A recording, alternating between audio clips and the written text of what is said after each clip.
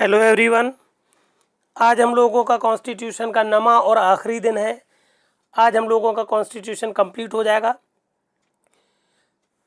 आज article 323A 323A से लेकर आखिरी आर्टिकल है 395, वहाँ तक हम पढ़ेंगे, कंप्लीट कर देंगे। जैसा कि पहला ही पार्ट हम लोगों का आज जो पढ़ना है वो है भाग 14। कॉन्स्टिट्यूशन का भाग 14 ट्रिब्यूनल या अधिकरण से संबंधित है, जिसमें अनुच्छेद जो पहला आज हम लोगों को पढ़ना है वो अनुच्छेद 323 का 323A प्रशासनिक अधिकरण। तो पहली बात पूछी जाती है कि प्रशासनिक अधिकरण की स्थापना कौन करता है, तो संसद करती है।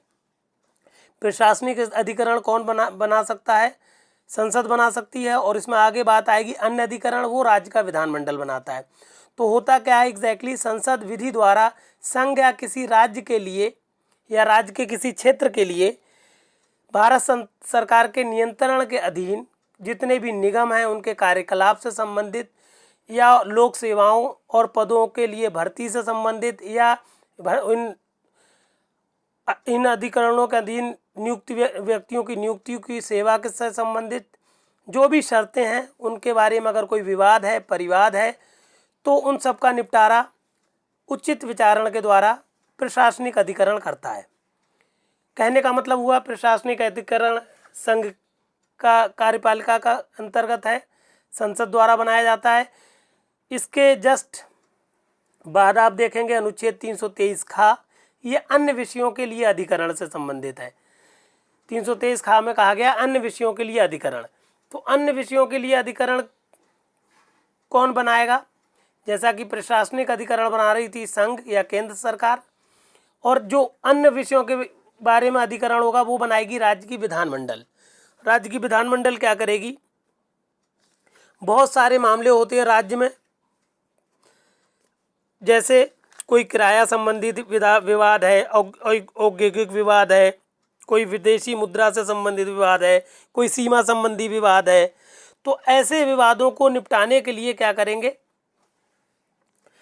जो वहाँ के विधानमंडल होंगे राज्य के, वो विधि द्वारा ऐसे विवादों या परिवादों को निपटाने के लिए, उनका प्रॉपर विचारण करने के लिए जिन अधिकरणों का निर्माण करेंगे, स्थापना करेंगे, तो उन अधिकरणों को कहते हैं अन्य अधिकरण। और ये सारे के सारे अधिकरण के बारे में नियम बनाने की शक्ति होगी राज्य के विधानमंडल को। कहने का मतलब है जो अन्य विषयों के बारे में अधिकरण हैं, जो आंतरिक विवाद हैं, आंतरिक मामले हैं राज्य के, उन सब मामलों के लिए राज्य क्या करेगा, अन्य अधिकरणों की स्थापना करेगा और उन सब अन्य अधिकरणों के बारे में नियम बनाने की शक्ति भी राज्य के विधानमंडल को होगी। फिर इसके बाद आप जो आर्टिकल है 324, ये कॉन्स्टिट्यूशन के भाग 15, जो भाग 15 है हम लोगों का, वो निर्वाचन से संबंधित है, इलेक्शन से संबंधित है। इस भाग 15 में जो अनुच्छेद 324 है, ये इम्पोर्टेंट अनुच्छेद है। इसमें ये बताया गया है निर्वाचनों के अधीक्षण, निदेशन और नियंत्रण का निर्वाचन आयोग में निहित होना मतलब इसके अंदर निहित है, अंतर्वलित है। जितने भी निर्वाचन होंगे, जिन चीज़ों का भी इलेक्शन होगा, निर्वाचन होगा, चाहे वो संसद से संबंधित हो, राज्यसभा हो, लोकसभा हो, विधानमंडल हो, राष्ट्रपति का निर्वाचन हो, उपराष्ट्रपति का निर्वाचन हो, किसी भी चीज़ का निर्वाचन हो, तो इन सब के बारे में जो नियमावली बनाने का अधिकार होगा वो निर्वाचन आयोग का होगा। और ये निर्वाचन आयोग क्या करेगा, इनका अधीक्षण करेगा, इनका नियंत्रण करेगा और इन पर नज़र रखेगा। इन सब का काम निर्वाचन आयोग का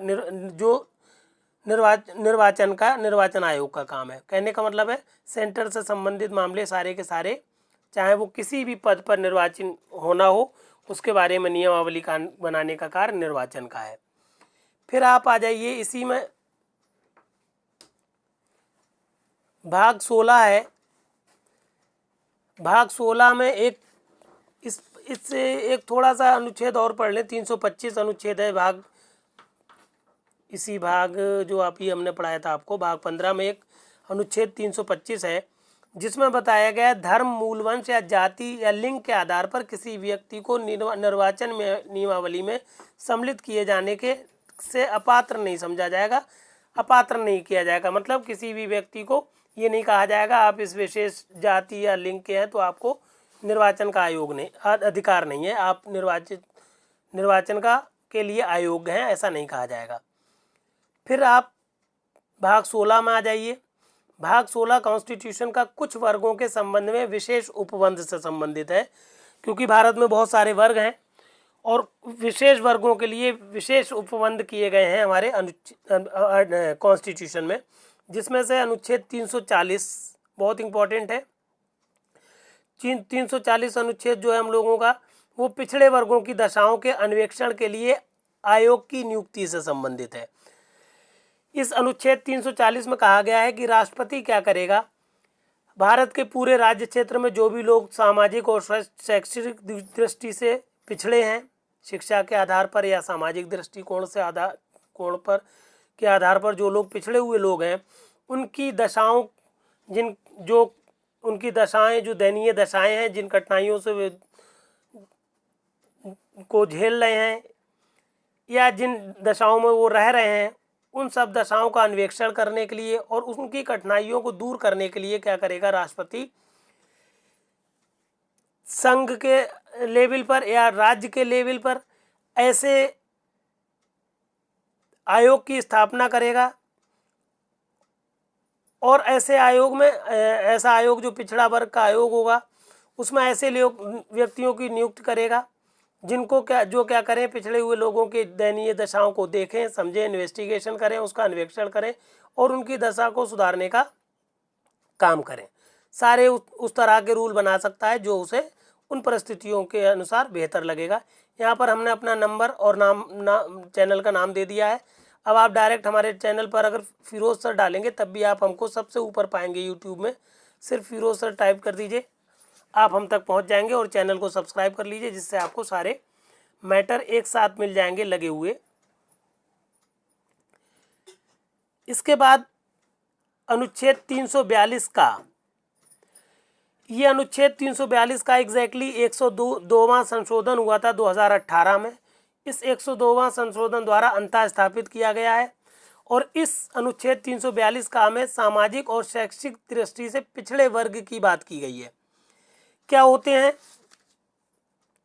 क्या बताया गया है, इसमें विशेष प्रावधान क्या किया गया है कि राष्ट्रपति क्या है, किसी राज्य या संघ राज्य क्षेत्र के संबंध में जहां वो राज्य स्थित है वहां के राज्यपाल से परामर्श करने के बाद लोक अधिसूचना द्वारा सामाजिक और शैक्षिक दृष्टि से ऐसे पिछड़े वर्गों को विनिर्दिष्ट करेगा जो सामाजिक और शैक्षिक दृष्टि से पिछड़ा वर्ग होने के रूप में समझे जाएंगे। कहने का मतलब है इस अनुच्छेद 342 का के अनुसार राष्ट्रपति को ये शक्ति है कि वो ऐसे लोगों के बारे में एक ग्रुप बनवाए कि जो पिछड़े लोग हैं और उनके जो पिछड़े माने जाते हैं सामाजिक और शैक्षिक दृष्टि से पिछड़े हुए लोग हैं, उनके बारे में कि कौन कौन, मतलब ये निर्धारित करे कि कौन लोग शैक्षिक और सामाजिक रूप से पिछड़े हुए हैं, ऐसे लोगों को किस तरह के लोगों को इस वर्ग में रखना चाहिए, ये सब निर्धारित करेगा कौन, राष्ट्रपति। और उसके बाद संसद इस मामले पर विधि बनाएगी। दूसरे पॉइंट में ये बताया गया कि संसद इस मामले पर विधि बनाएगी कि पिछड़े हुए वर्गों की दशा को किस तरह से सुधारा जाए। इस तरह से आपका ये जो भाग 16 था कॉन्स्टिट्यूशन का, ये कंप्लीट हो गया। 17वें भाग में राजभाषा है और ये जो आपका 17वां भाग है कॉन्स्टिट्यूशन का, ये अनुच्छेद 343 से लेकर 351 तक चलता है। इसमें जो अनुच्छेद 343 है ये संघ की राजभाषा से संबंधित है।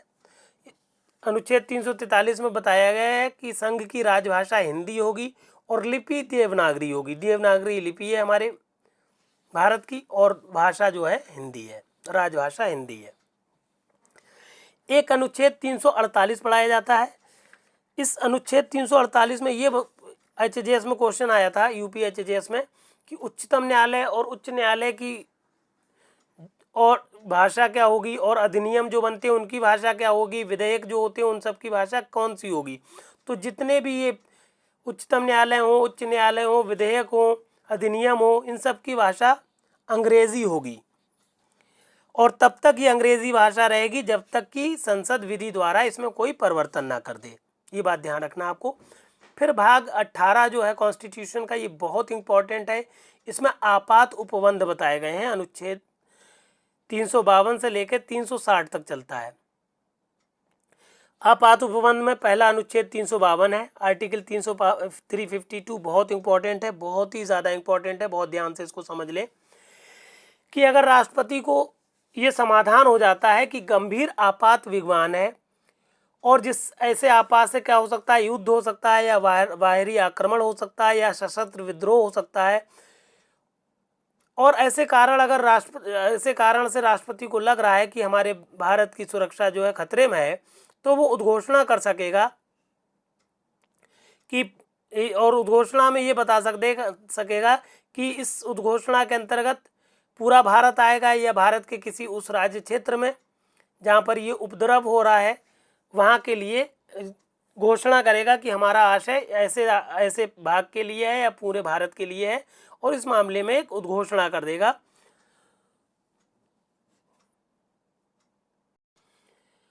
फिर इस उद्घोषणा के बाद क्या होगा, दूसरे पॉइंट में बताया गया है कि ये उद्घोषणा जो राष्ट्रपति ने की है, ये क्या कर सकता है, अपना दूसरा आदेश द्वारा इस उद्घोषणा को वो क्या कर सकता है, वापस ले सकता है, ठीक, या उसमें कोई ना कोई परिवर्तन कर सकता है। तीसरा पॉइंट बहुत इंपॉर्टेंट है, जिसमें बताया गया है कि जो खंड 1 के अनुसार राष्ट्रपति उद्घोषणा करता है या उद्घोषणा प्रख्यापित करता है, वो उद्घोषणा वो राष्ट्रपति तब तक नहीं कर सकता जब तक कि जो संघ की मंत्रिमंडल है उसने ऐसी उद्घोषणा करने के लिए लिखित रूप में राष्ट्रपति को संसूचित ना किया हो। कहने का मतलब राष्ट्रपति जो है खुद उद्घोषणा नहीं करते हैं, उनको मंत्रिमंडल जो होता है, जो संघ का मंत्रिमंडल है, वो लिखित रूप में संसूचित करता है कि आप उद्घोषणा कर दीजिए क्योंकि आपात उपबंध है, तो जाकर राष्ट्रपति उद्घोषणा करते हैं। चौथे पॉइंट में बताया गया है कि इस अनुच्छेद के अधीन की गई प्रत्येक उद्घोषणा संसद के प्रत्येक सदन के समक्ष रखी जाएगी, और पूर्ववर्ती उद्घोषणा को वापस लेने वाली उद्घोषणा नहीं है, वहां वो 1 मास की समाप्ति पर, यदि उस अवधि की समाप्ति से पहले संसद के दोनों सदनों के संकल्पों द्वारा उसका अनुमोदन नहीं कर दिया गया है, अनुमोदन का मतलब है अप्रूवल, नहीं कर दिया गया है, परिवर्तन में नहीं रहेगी। कहने का मतलब है जो राष्ट्रपति उद्घोषणा करते हैं, ऐसी उद्घोषणा क्या होती है, संसद के दोनों सदनों में रखी जाती है, और दोनों सदन अगर उस उद्घोषणा को अप्रूव ना कर दें कि उद्घोषणा सही की गई है, अगर ऐसा अप्रूवल ना दे दें, तो ऐसी उद्घोषणा क्या होगी, 1 महीने के बाद अपने आप ही खत्म हो जाएगी, समाप्त हो जाएगी। 5वें पॉइंट में बताया गया है कि अगर राष्ट्रपति ने उस घोषणा वापस नहीं ली है, या फिर जो खंड 4 पड़ा था उसके अनुसार दोनों संसद के दोनों सदनों ने अनुमोदन कर दिया, तो अनुमोदन करने के दूसरा सदन जिस तारीख को अनुमोदन करेगा, अप्रूव करेगा, उस अप्रूवल के 6 महीने तक परिवर्तन में रहेगी, 6 महीने बाद वो परिवर्तन में नहीं रहेगी, ये बात ध्यान रखना है। छठा और आखिरी पॉइंट है कि खंड 4 और 5 में संकल्प जो बताए गए हैं कि जो संकल्प सदन के होते हैं वो एग्जैक्टली पहले बहुमत द्वारा पास उनको प्रख्यापित किया जाता है, फिर 2/3 सदस्यों के उपस्थित और मतदान करने वाले 2/3 सदस्यों के द्वारा उस संकल्प को पारित किया जाता है। कहने का मतलब है जो दोनों सदनों की बात हो रही है, तो दोनों सदनों के द्वारा संकल्प पारित किया हुआ तब माना जाता है जब उस सदन के उन सदनों के बहुमत द्वारा वो संकल्प प्रख्यापित किया गया हो, फिर उसके बाद सदन में उपस्थित और मतदान करने वाले 2/3 लोगों ने उसका समर्थन कर दिया हो कि हम तैयार हैं, हम राजी हैं, ये संकल्प पारित होना चाहिए, तभी वो संकल्प पारित किया हुआ माना जाता है। ये हम आपको बता चुके थे आपात उपबंध। इसके बारे में थोड़ा सा एक पॉइंट आता है 360 ये है। यहाँ पर एक शॉर्ट नोट आता है, वो पहले बता दें हम आपको।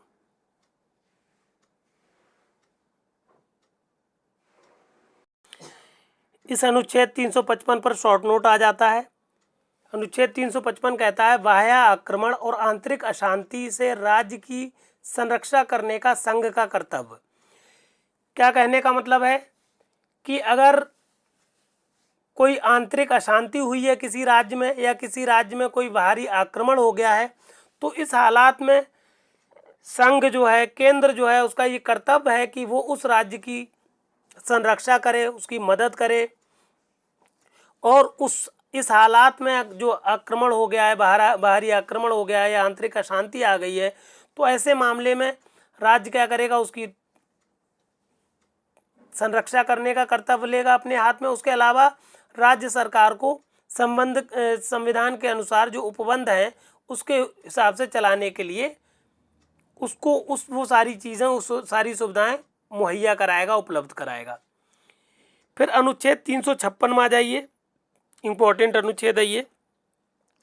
राज्यों में संवैधानिक तंत्र के विफल हो जाने की दशा में उपबंध। क्या मतलब है इसका?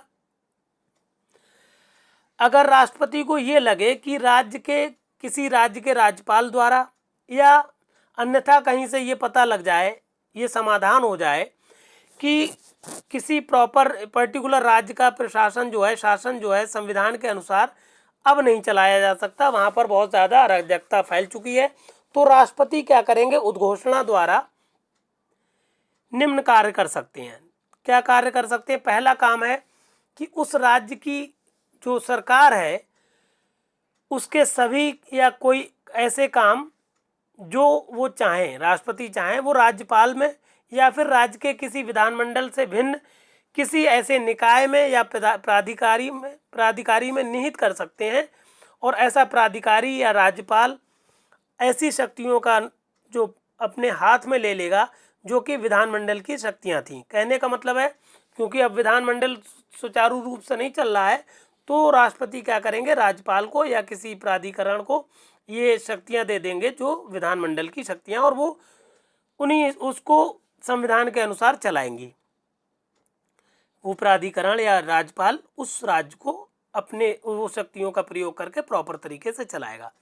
दूसरी बात, राष्ट्रपति ये घोषणा कर सकेगा कि राज्य के विधानमंडल की शक्तियां संसद द्वारा या उसके प्राधिकार के अधीन प्रयुक्त होंगी।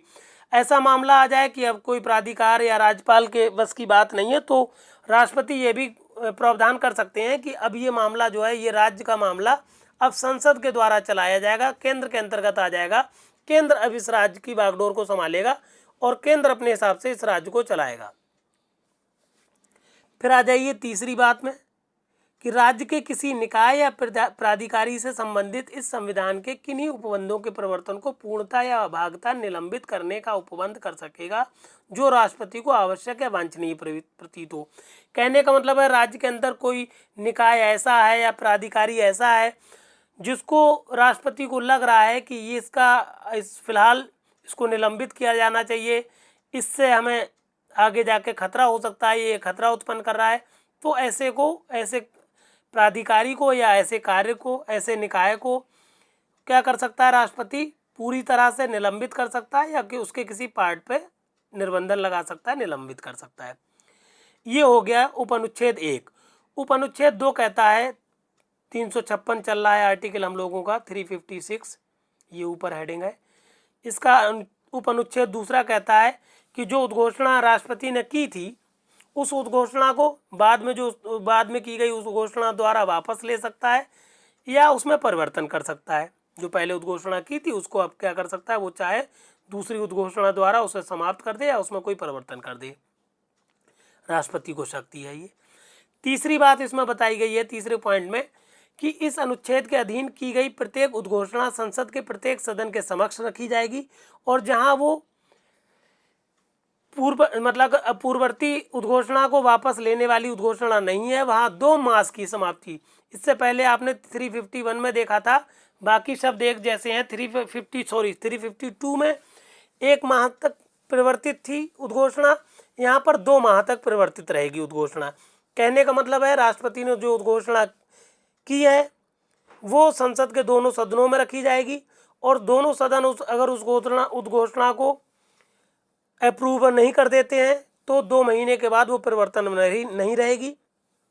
अगर उसका अनुमोदन दोनों सदनों ने 2 महीने के अंदर नहीं कर दिया है तो। चौथी बात बताई गई है, अगर ये उद्घोषणा वापस नहीं ली गई है और इसको दोनों सदनों ने अप्रूव कर दिया है तो जिस तारीख को दूसरा सदन अप्रूव करता है उस अप्रूवल के 6 महीने तक ये परिवर्तन में रहेगी। 6 महीने के बाद फिर ये परिवर्तन में नहीं रहेगी। हाँ, ये ज़रूर है कि अगर 6 महीने के बाद फिर अगर इसकी ज़रूरत पड़ती है तो इसकी तारीख, इसका मतलब जो अवधि है 6 महीने करके आगे बढ़ाई जा सकती है। फिर आर्टिकल 358 में एक शॉर्ट नोट आ जाता है, यहाँ पर हमने 358 पढ़ाया हुआ है आपको।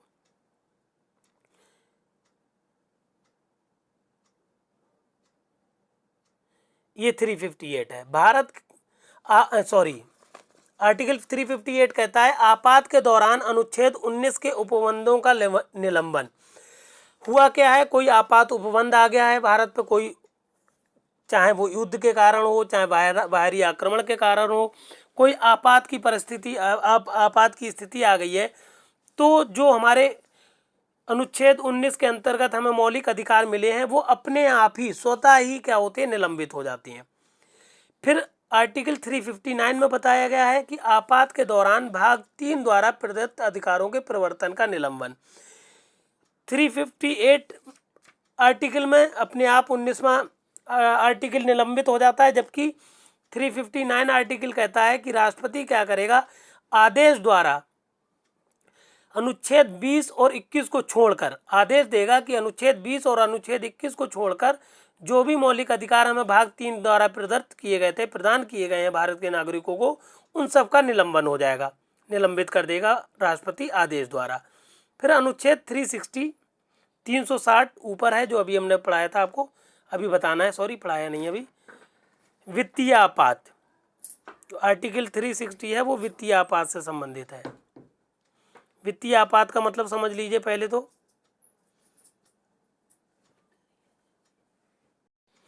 वित्तीय आपात का मतलब है फाइनेंशियल इमरजेंसी।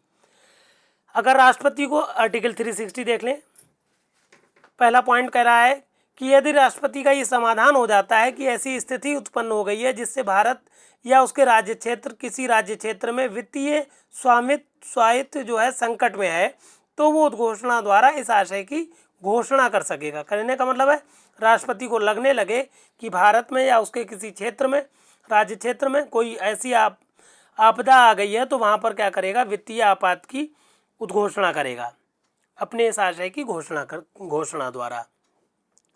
फिर दूसरे उपअनुच्छेद में बताया गया है कि खंड 1 के अधीन जो उद्घोषणा की है राष्ट्रपति ने, वो बाद वाली उद्घोषणा द्वारा वापस ले सकता है या उसमें कोई परिवर्तन कर सकता है। इसमें आपने हर जगह बात पढ़ी है।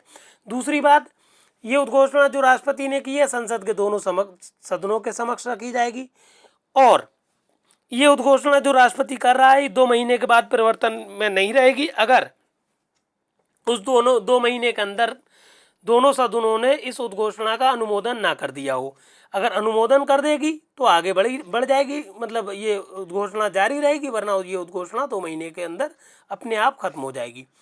तीसरे पॉइंट को समझ लें, उस अवधि के दौरान जिसमें खंड 1 में उल्लिखित उद्घोषणा परिवर्तित रहती है, संघ की कार्यपालिका शक्ति का विस्तार किसी राज्य की वित्तीय औचित्य संबंधी ऐसे सिद्धांतों का पालन करने के लिए निर्देश देने तक होगा जो निर्देशों में निर्दिष्ट किए जाएं और ऐसे अन्य निर्देश तक होगा जिन्हें राष्ट्रपति उस प्रयोजन के लिए देना आवश्यक समझे। कहने का मतलब है किसी राज्य में अगर वित्तीय संघ राज्य है, उसमें वित्तीय आपात की उद्घोषणा कर दी गई है, तो ऐसी उद्घोषणा के बाद जो राज्य का कार्य है वो संघ की कार्यपालिका के अंतर्गत संचालित होगा, जैसा संघ चाहे।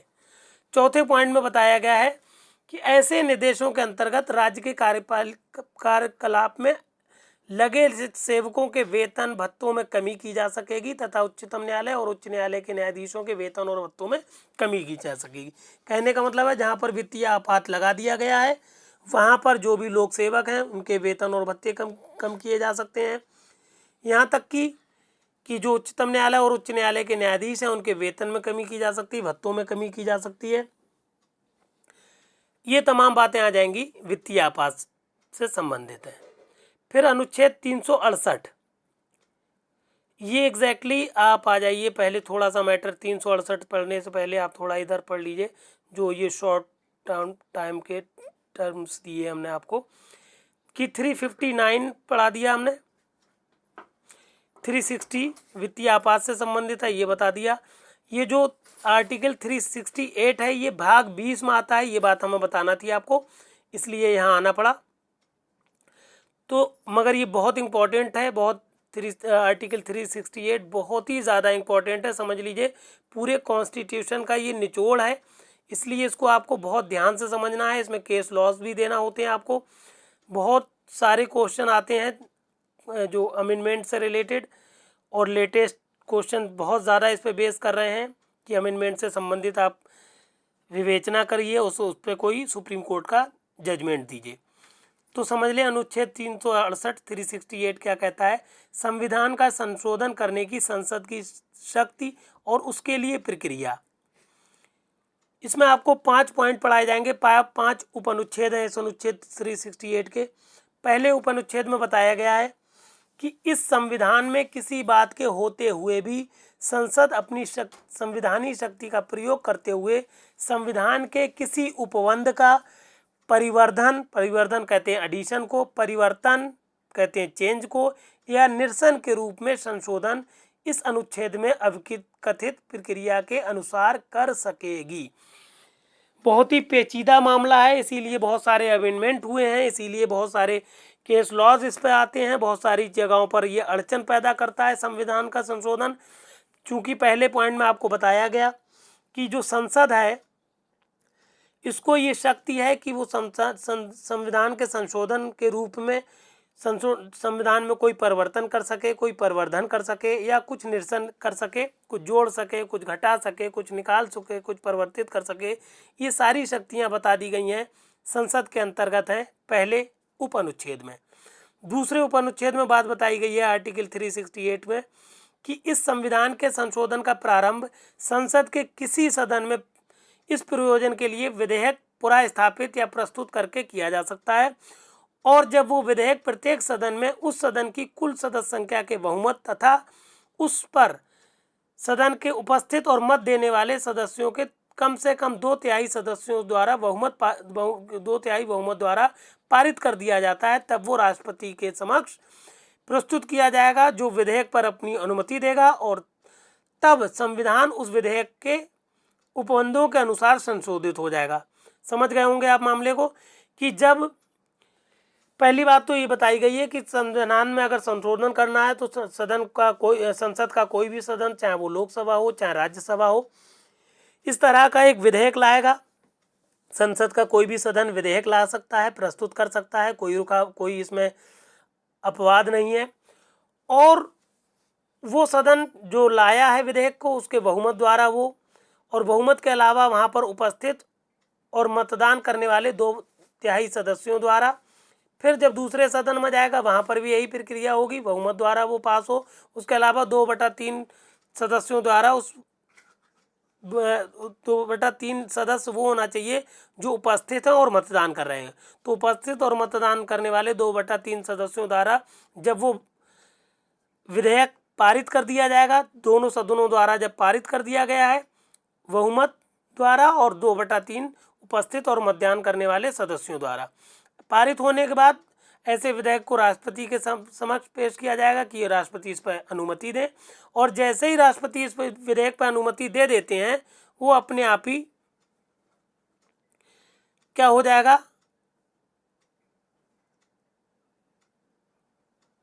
कानून बन जाएगा विधेयक, और वो संशोधन अगर संशोधन किया गया है तो विधेयक ये मान लिया जाएगा कि संशोधित हो गया है विधेयक। फिर तीसरे उपअनुच्छेद पर आ जाइए। तीसरा पॉइंट कहता है अब चूंकि ये आर्टिकल 13 जो था संविधान के, जो संसद की संवैधानिक शक्ति है, इस पर रुकावट लगा रहा था, बार बार इसमें प्रॉब्लम्स आ रही थी। तो इन्होंने साफ कह दिया तीसरे पॉइंट में कि अनुच्छेद 13 की कोई बात इस अनुच्छेद के अधीन किसी किए गए किसी संशोधन को लागू नहीं होगी। साफ साफ कह दिया, क्योंकि ये 13 आर्टिकल है हम लोगों के अंदर, कॉन्स्टिट्यूशन के अंदर, वो बार बार परेशानी क्रिएट कर रहा था। तो उन्होंने कह दिया कि अनुच्छेद 13 की बात ही नहीं लगेगी। फिर चौथे पॉइंट को भी जोड़ा गया है, ये हम अभी आपको केस लॉज के ज़रिए पूरी बात बताएंगे, इसलिए आप पहले इस अनुच्छेद को पढ़िएगा, फिर केस लॉज को पढ़िएगा जो हम पढ़ा रहे हैं, तब आपको ये संविधान संशोधन पूरा एकदम कंठस्थ क्लियर हो जाएगा। चौथा अनुच्छेद 358 का जो चौथा उपनुच्छेद है, ये एग्जैक्टली बाद में जोड़ा गया, 42वें संशोधन द्वारा जोड़ा गया है। एग्जैक्टली हुआ ये था, इसमें जो ये संशोधन कर रहे थे, तो संविधान का संशोधन कर रहे थे, तो इसमें दिक्कतें आने लगी। तो इसमें 42वां संशोधन द्वारा ये चौथा पॉइंट जोड़ दिया गया। इसमें ये कह दिया गया कि भाग 3 के अंतर्गत उपबंध जो दिए गए हैं, मौलिक अधिकार हम लोगों को दिए गए हैं, उन सारे मामलों में जो 42वें संशोधन से पहले किसी न्यायालय में प्रश्नगत थे या उसके बाद किसी न्यायालय में प्रश्नगत हुए हैं, तो उन सब मामलों पर ये जो संविधान संशोधन का बात है, ये इन मामलों पर नहीं लगेगी। कहने का मतलब है, ये जो उपनुच्छेद 4 जोड़ा गया, इसका मकसद सिर्फ इतना था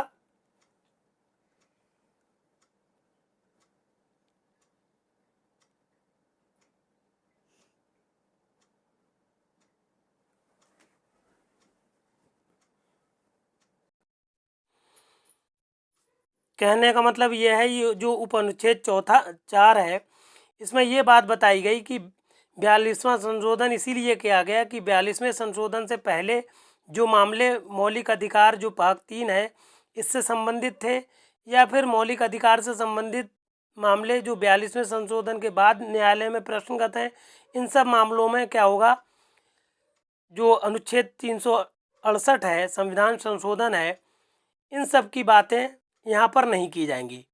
फिर 5वां पॉइंट जोड़ दिया। चौथे और 5वें मतलब एग्जैक्टली 3 और 4 और 5 संसद ने इसलिए जोड़े हैं कि जो संसद में जो भी संशोधन हो, संविधान में जो संशोधन हो, उसमें कोई रुकावट ना आए। तो तीसरे में उन्होंने कह दिया, तीसरे उपनुच्छेद में कह दिया कि अनुच्छेद 13 की कोई बात नहीं लगेगी। चौथे में कह दिया कि 42वें संशोधन से पहले जो प्रश्न उठे थे न्यायालय में या बाद में उठ रहे हैं, इन सब की बात नहीं होगी संशोधन से संबंधित। फिर 5वां एकदम साफ कर दिया संसद ने, 5वें पॉइंट में अपनी बात को बिल्कुल क्लियर कह दिया कि शंकाओं को दूर करने के लिए ये घोषित किया जाता है कि इस अनुच्छेद के अधीन इस संविधान के उपबंधों का परिवर्तन या निरसन के रूप में संशोधन करने के लिए संसद की संविधायिक शक्ति पर किसी प्रकार का निर्बंधन नहीं होगा। कहने का मतलब है, जो रही बची कसर थी वो 5वें पॉइंट में संसद ने पूरी कर दी और कहा कि संसद को पूरा अधिकार है, वो संविधान में जिस तरह का चाहे, जो चाहे परिवर्तन करे, जो चाहे परिवर्धन करे या जो चाहे निरसन कर दे। इस तरह से आप किसी को भी कोई अधिकार नहीं होगा कि जो संसद की संविधान के संशोधन करने की शक्ति है उस पर निर्बंधन लगाए। फिर इससे संबंधित, चूंकि ये एकदम खतरनाक बात हो गई, तो इससे संबंधित मामले कई एक जुड़ने लगे, उठने लगे। जैसा कि पहला मामला जो था संविधान संशोधन से संबंधित, पहला मामला जो था सबसे पहले आया शंकरी प्रसाद बनाम भारत संघ AIR 1951 में।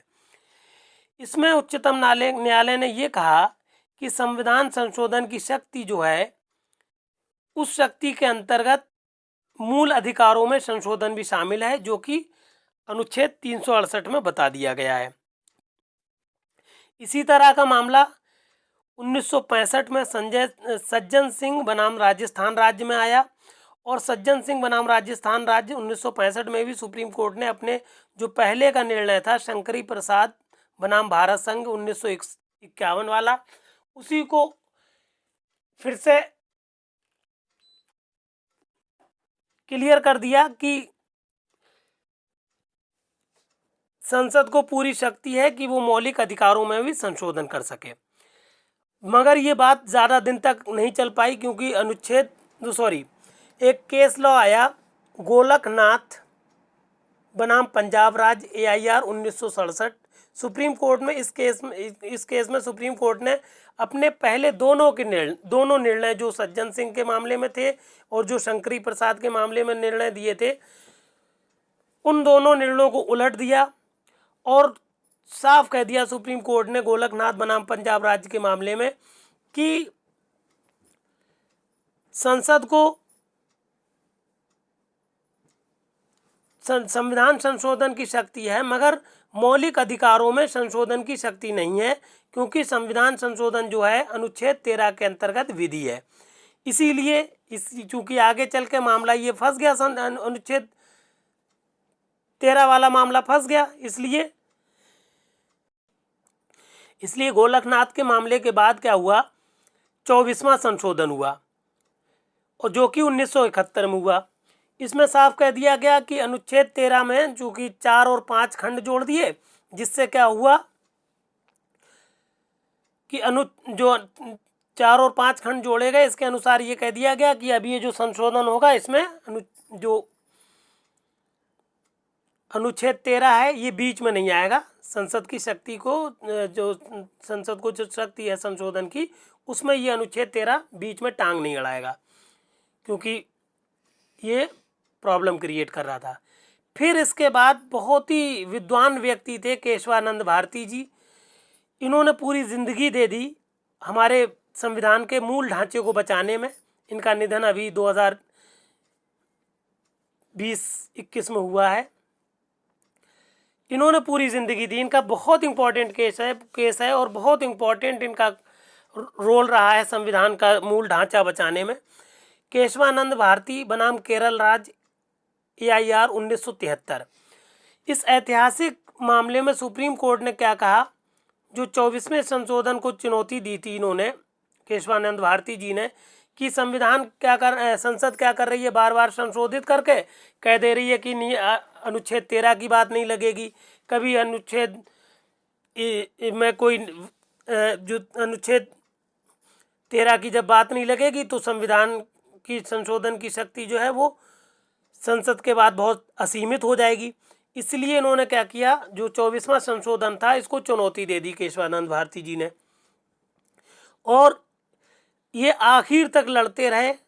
फाइनली 1973 में जाके इनका जो फैसला आया सुप्रीम कोर्ट का, उसमें सुप्रीम कोर्ट ने कहा कि अनुच्छेद 368 के अंतर्गत संसद को संविधान संशोधन की पर्याप्त शक्ति है, मगर वो पर्याप्त है, व्यापक है, सब कुछ है, मगर असीमित नहीं है, और वो ऐसा संविधान संशोधन नहीं कर सकती संसद जिससे क्या हो, संविधान के मूलभूत ढांचा नष्ट हो जाए।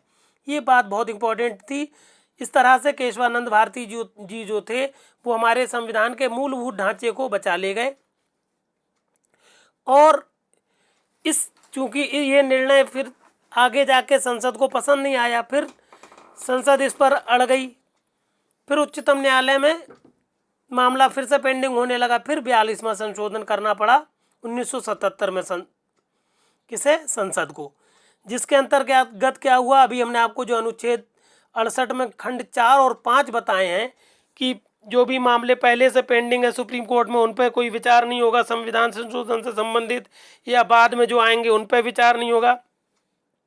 इस तरह से संसद ने चौथा खंड जोड़ा 368 में, पहले और बाद के मामलों को सुप्रीम कोर्ट में अपना जवाबदेही से बचाने के लिए, और फिर पांचवा खंड जोड़ के साफ साफ कह दिया कि अब हमारी संविधान संशोधन की शक्ति पर किसी को भी कोई भी रुकावट करने की ज़रूरत नहीं है। इस तरह से एक केस और आया, मिनर्वा मिल्स बनाम भारत संघ 1980 का केस है। इस केस में क्या किया, सुप्रीम कोर्ट ने खुद अनुच्छेद 368 के जो खंड 4 और 5 हैं जो संसद ने जोड़े हैं, इनको असंवैधानिक घोषित कर दिया और कहा कि संसद को संविधान के संशोधन की शक्ति जो है सीमित है, असीमित नहीं है, क्योंकि इस तरह से अगर काम होने लगेगा तो कोई लिमिट नहीं रहेगी संसद की। संसद अपने इख्तियार में लाके कोई भी ऐसे संशोधन कर डालेगी जो कि मूलभूत ढांचे को नष्ट कर दें, संविधान को नष्ट कर दें। तो ये सब बातें करके मिनर्वा मिल्स के केस में सुप्रीम कोर्ट ने क्लियर कर दिया कि जो 4 और 5 खंड जोड़े गए हैं अनुच्छेद 368 में, ये एकदम असंवैधानिक है, क्योंकि इस तरह से संसद अपनी ही शक्ति को असीमित कर दे रही है, अनलिमिटेड कर दे रही है, कोई उसकी सीमा नहीं रहेगी अगर इस तरह से जोड़ दिए गए तो। फिर भाग 20 जो था ये संविधान का संशोधन से संबंधित था, जिसमें आर्टिकल 368 था। पूरे ये आपको ध्यान रखना है, बहुत ही इम्पोर्टेंट है ये जो आर्टिकल 368 है। और पूरे भाग 20 में सिर्फ और सिर्फ एक ही आर्टिकल है ये 368 पूरे भाग 20 में। फिर आ जाइए भाग 21 में। भाग 21 एग्जैक्टली अस्थायी या संक्रमणकालीन और विशेष उपबंध करता है राज्यों के बारे में। क्या मतलब है? इसमें बताया गया है अनुच्छेद 370 जो जम्मू कश्मीर के बारे में विशेष उपबंध करता था। फिर 371 अनुच्छेद है, जो अनुच्छेद 371 है जो कि महाराष्ट्र और गुजरात के बारे में विशेष उपबंध करता है। इसको ब्रैकेट में हमने गुम लिख दिया, गुजरात और महाराष्ट्र को शॉर्ट में। आप भी इस तरह से शॉर्ट में याद रखिएगा कि महाराष्ट्र और गुजरात का बारे में किस उपबंध में है, तो अनुच्छेद 371 में उपबंध किया गया है गुजरात और महाराष्ट्र के बारे में। फिर आ जाइए 371 का से, ये बात बहुत इंपॉर्टेंट है। 371 का में नागालैंड की बात हुई है, 371 खा में असम की बात हुई है, 371 गा में मणिपुर की बात हुई है, 371 घा में आंध्र प्रदेश की बात हुई है, 371 एफ में सिक्किम की बात है, 371 जी में मिजोरम की बात है, एच में अरुणाचल प्रदेश की बात है, 371 आई में गोवा की बात है, 371 जे में कर्नाटक राज्य के बारे में विशेष उपबंध की बात है। इसको इन सब राज्यों का पहला शब्द ले लिए तो आप बन जाएगा ना अस मड़िया सीमी अड़ुगोक। इस तरह से इन सब राज्यों के बारे में विशेष उपबंध की बात की गई है 371 के उप अनुच्छेदों में। इस तरह से आप शब्द बना लीजिएगा। बहुत ज़्यादा पूछा जाता है कि 371 में किस राज्य के बारे में बात है, 371 का में किस राज्य के बारे में विशेष उपबंध है, या सिक्किम के बारे में किस अनुच्छेद में बात बताई गई है, तो आप बताएंगे 371 एफ में सिक्किम के बारे में विशेष उपबंध है। इस तरह से मतलब प्रीलिम्स में क्वेश्चंस आते हैं, इसलिए इसको आप शॉर्ट नोट बना के, शॉर्ट टर्म बना के याद कर लीजिए, एकदम रट डालिए। फिर अनुच्छेद अनुच्छेद नहीं, भाग 21 में थे। भाग 21 के बाद हम लोग के संविधान का आखिरी भाग है भाग 22, जिसमें संक्षिप्त नाम प्रारंभ की बात हुई है। अनुच्छेद 393 संक्षिप्त नाम से संबंधित है। संक्षिप्त नाम का मतलब है कि इस संविधान का संक्षिप्त नाम भारत का संविधान होगा। और आखिरी अनुच्छेद हम लोगों के आर्टिकल का है, अपने हमारे संविधान का आखिरी आर्टिकल है 395। 395 आर्टिकल आखिरी भी है और इसको निरसित भी कर दिया गया है, निरसित है ये। तो इस तरह से हमारे, अगर हम ध्यान से देखें तो आर्टिकल पूरे कॉन्स्टिट्यूशन में 395 आर्टिकल हैं, 22 भाग हैं, 22 भाषाएं हैं, और आज की डेट में 12 अनुसूचियां हैं। जब ये कॉन्स्टिट्यूशन बना था तो अनुसूचियां सिर्फ और सिर्फ 8 थीं। आज की डेट में 12 अनुसूचियां हैं। शॉर्ट में हमने अनुसूचियों को भी बता दिया है, क्योंकि अनुसूचियों पे भी प्रश्न आता है। अनुसूचियों को हम लोग शेड्यूल कहते हैं। पहली अनुसूची में राज्य और संघ राज्य क्षेत्र की बात होती है। दूसरी अनुसूची में राष्ट्रपति, उपराष्ट्रपति और राज्य के और प्रमुख लोग जो होते हैं, जैसे उच्चतम न्यायालय के न्यायाधीश हैं, उच्च न्यायालय के न्यायाधीश हैं, राज्यपाल हैं, विधानमंडल के सदस्य हैं, विधानसभा के सदस्य हैं, इन सब लोगों की बात होती है। तीसरी अनुसूची में जो शपथ दिलाई जाती है या प्रतिज्ञान कराया जाता है उसकी बात होती है। चौथी अनुसूची राज्यसभा में स्थानों का आवंटन से संबंधित है। पांचवी अनुसूची, ये सारी अनुसूचियां हम बता चुके हैं आपको, पांचवी, छठी, सातवीं, इन सब की डिटेल्ड स्टडी करा चुके हैं। पांचवी अनुसूची एग्जैक्टली अनुसूचित क्षेत्रों और अनुसूचित जनजाति क्षेत्रों के अनुसूचित जनजातियों के प्रशासन और नियंत्रण के बारे में उपबंध करती है।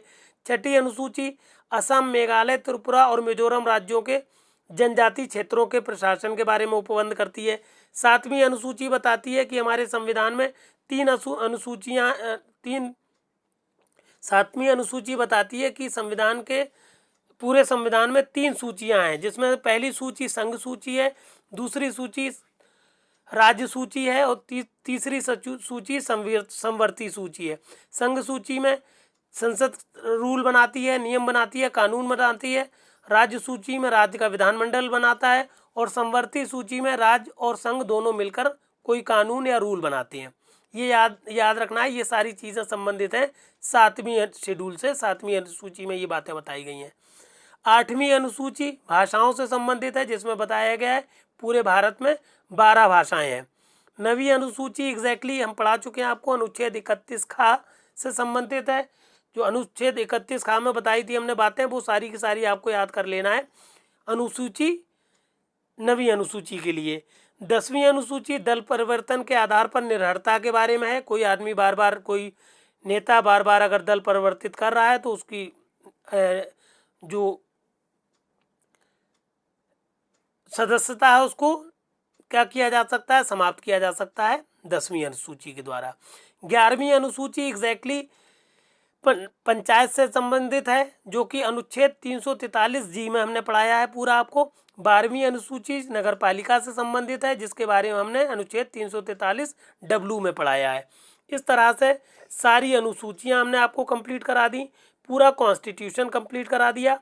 ये हमने टोटल 9 टर्म 9 डेज में दिया है। इसके अलावा हम क्या करेंगे, पूरी एक प्लेलिस्ट बना देंगे। पूरी प्लेलिस्ट में आपको 1 से लेकर 9 टर्म तक मिल जाएगा और आगे चल के हम इसको कंबाइन भी कर देंगे। आप चाहें तो इसको सब एक साथ पढ़ सकते हैं, चाहे तो आप टर्म वाइज पढ़ सकते हैं। ये मैटर सारी जुडिशरी एग्ज़ाम, चाहे PCSJ हो, HJS हो, APO हो, या फिर कोई इंट्रेंस एग्ज़ाम जैसे IEB या कोई इंट्रेंस एग्ज़ाम हो, या आप LLB करते करते जज बनना चाहते हो, तो ये आप सबके लिए पर्याप्त मैटर है। इसलिए इस मैटर को सारे लोगों तक आप शेयर कर दीजिएगा। और अगर अभी तक आपने हमारा चैनल सब्सक्राइब नहीं किया तो सब्सक्राइब कर लीजिए। यहाँ पर हमने आपको अपना नंबर भी दे दिया। अगर कोई असुविधा हो तो हमारा WhatsApp नंबर है, उस पर आप हमसे संपर्क कर लीजिएगा और जो भी आपको मदद चाहिए होगी वो मदद पा लीजिएगा हमसे। इस तरह से इस मैटर को शेयर ज़रूर करिए और चैनल को सब्सक्राइब ज़रूर करिए। धन्यवाद।